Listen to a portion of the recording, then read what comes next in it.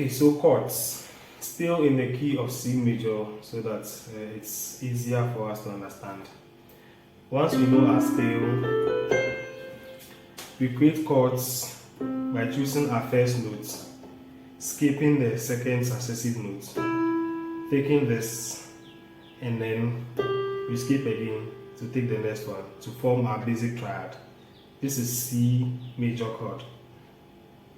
When you play two notes apart, that is an interval. It is not a chord. A chord contains 3 or more notes.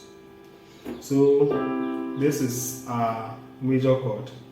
When we take 1, 3, 5 degrees, we create a chord. When we flatten or we bring the 3 down a half step or a semitone, the chord changes to minor, and you notice the change in sound of the chord. This is the major, and then this is the minor.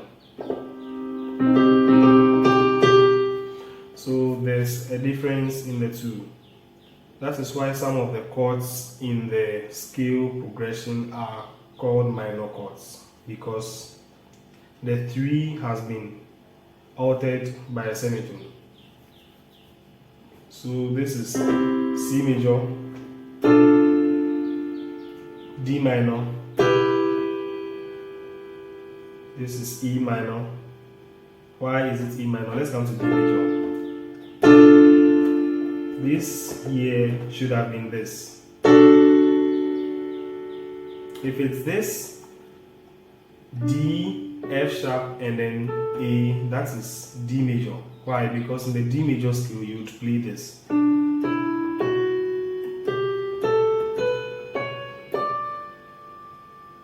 Okay?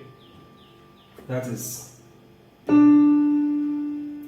first degree, tone, tone, semitone, tone, tone, tone, semitone. So we have this in the major scale of D.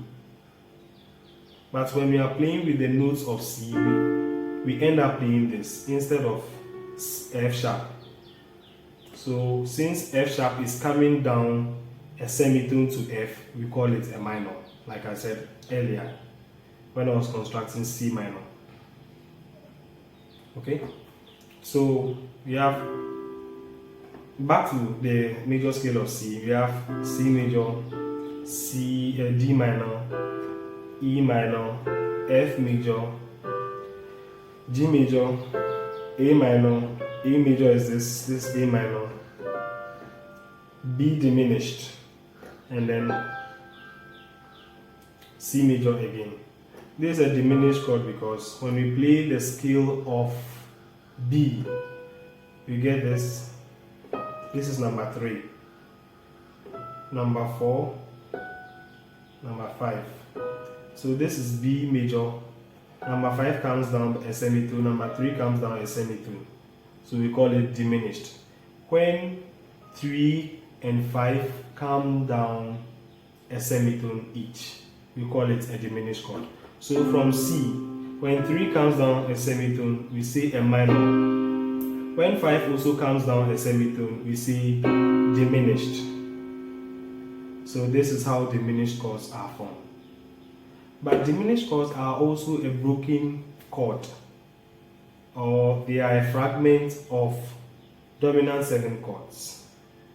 I'll talk about that later. So let's look at the basic triad chords we can have in music. We have the major, we have the minor when you flatten the third, or you bring the third down by a semitone or a half step. We also have the diminished. After the diminished, we go back to the major, and when we sharpen the 5, we get an augmented chord. So let's take the major chords. This is also F major, 1, 3, 5. When you go to the scale of F, when you sharpen the 5, what do you get? This is F augmented. Of course, when you have the 5 back and you flatten the 5 and also flatten the 3, you get F diminished chord. So that is about chords. We need to know our chords so that we can play harmonies, we can play progressions, because you are not going to play one chord throughout your song. You'll be changing between chords, which is chord progression. So we look at advanced chords or feather chords, and then look at how they form progressions, and how we can also use the chord concept to play variations. Someone has requested for that, and I'll cover that one too. Okay, so we'll end it here for the next lesson.